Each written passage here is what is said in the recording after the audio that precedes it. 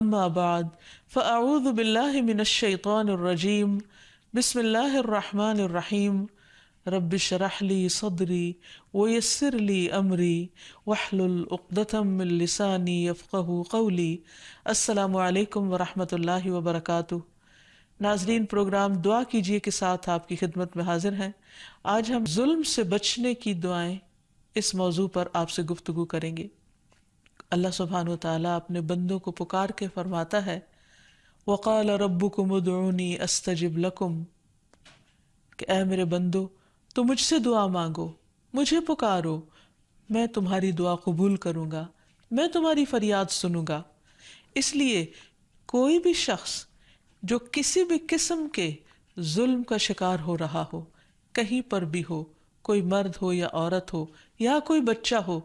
اسے چاہیے کہ اپنے رب کو پکارے۔ رب کے دروازے دن اور رات کھلے رہتے ہیں، اور رب نہ سوتا ہے نہ اس کو اونگ آتی ہے، اور وہ ہر چیز پر پوری قدرت رکھتا ہے۔ وہ تمام ظالموں کو اپنے کنٹرول میں رکھے ہوئے ہے۔ اس لیے جب کوئی ظلم کرنے کا ارادہ کرے یا کر رہا ہو تو اس کے خلاف اللہ سبحانہ وتعالیٰ ہی سے مدد مانگی جائے، اور دعا کرنے کے آداب کو بھی نہ بھولے انسان، کہ انسان اللہ تعالیٰ کو پورے خشوع و خضوع کے ساتھ، تضرع و عاجزی کے ساتھ، چپکے دل میں اور اونچی آواز کے ساتھ جیسے چاہے اپنے رب کو پکارے، لیکن اس میں ان آداب کا خیال رکھے جو نبی صلی اللہ علیہ وسلم نے سکھائے، تاکہ دعا کی قبولیت یقینی ہو جائے۔ اللہ تعالیٰ غافل دل کی دعا نہیں سنتا، لیکن مظلوم کی پکار، اس میں اور اللہ سبحانہ وتعالیٰ میں کوئی حجاب نہیں، وہ فوراً سیدھی اوپر پہنچتی ہے۔ اس لیے مظلوم کو پورے یقین کے ساتھ دعا کرنی چاہیے اور اللہ تعالیٰ سے مدد مانگنی چاہیے، اور دعا کرنے سے پہلے اللہ تعالیٰ کی حمد و ثنا اور درود شریف پڑھنا چاہیے، اور اس کے بعد جو بھی دل میں غم ہے یا دکھ ہے یا پریشانی ہے، اس کی داستان اللہ تعالیٰ کو سنانی چاہیے، اور اللہ تعالیٰ ضرور مدد کرے گا، اس بات پر پورا یقین ہونا چاہیے۔ جہاں تک ظلم کا تعلق ہے تو ظلم کیا ہے؟ ظلم کہتے ہیں کسی چیز کو اس کی جگہ سے ہٹا دینا، یعنی کسی بھی چیز کو اس کا حق نہ دینا اور وہ کسی اور کو دے دینا، یعنی حقدار کو حق سے محروم کر دینا اور ناحق کسی اور تک وہ چیز پہنچا دینا۔ اور اسی طرح اصطلاحی تعریف جو ظلم کی جاتی ہے کہ کسی دوسرے کے حق میں ناحق طریقے سے اپنی مرضی چلانا یا حق کی حدود کو پھلانگ دینا۔ تو یاد رکھیے کہ اللہ سبحانہ وتعالیٰ نے ظلم کو حرام قرار دیا ہے۔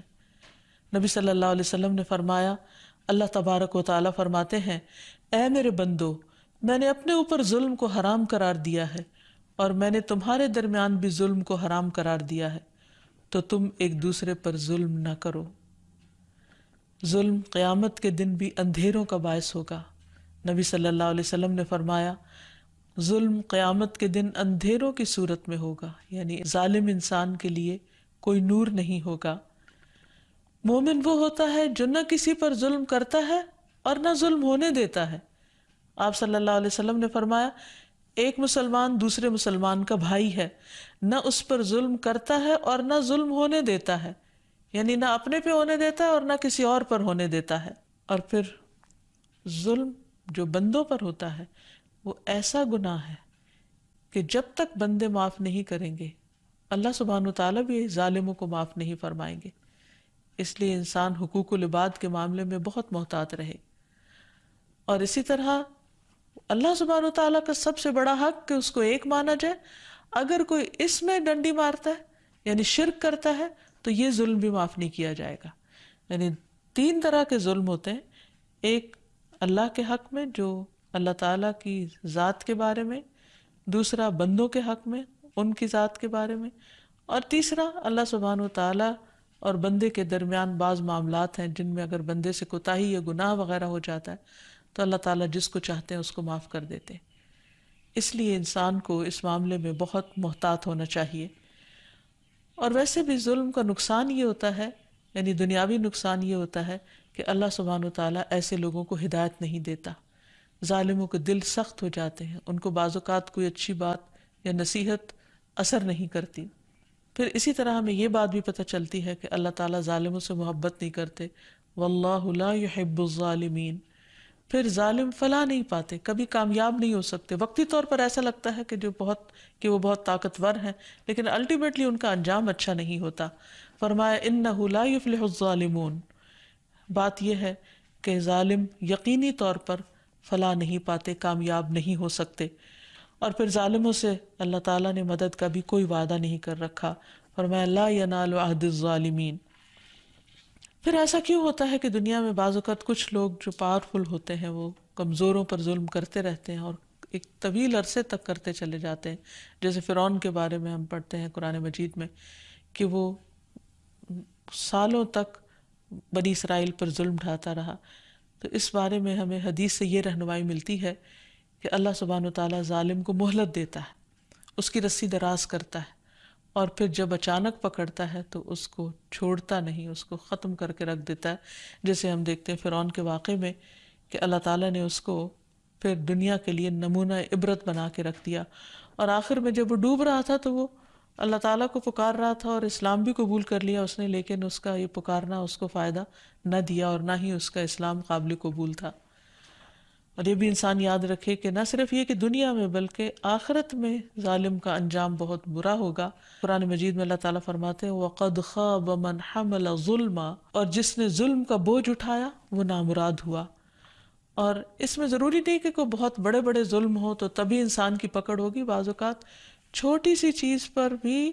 اللہ سبحانہ وتعالیٰ بندوں کو پکڑیں گے جو ظلم میں شامل ہوتا ہے۔ مثلا نبی صلی اللہ علیہ وسلم نے فرمایا جو شخص ناحق زمین کا کوئی حصہ ایک بالش کے برابر بھی ہتھیا لیتا ہے، یعنی ظلم اور جبر کے ساتھ کسی سے چھین لیتا ہے،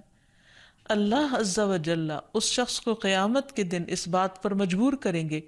کہ وہ اسے 7ویں زمین تک کھودے،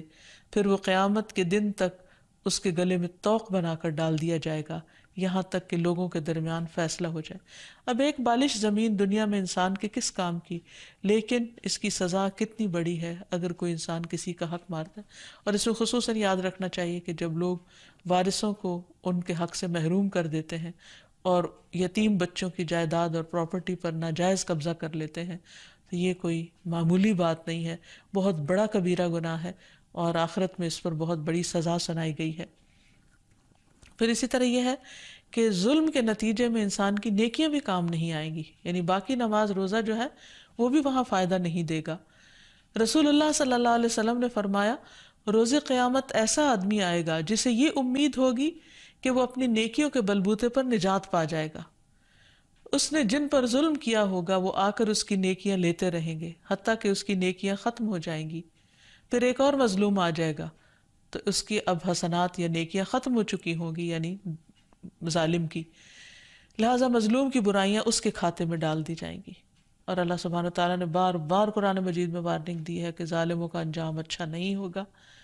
ایک جگہ پر آتا ہے ان الظالمین لہم عذاب علیم، ظالموں کے لیے یقیناً دردناک عذاب ہے۔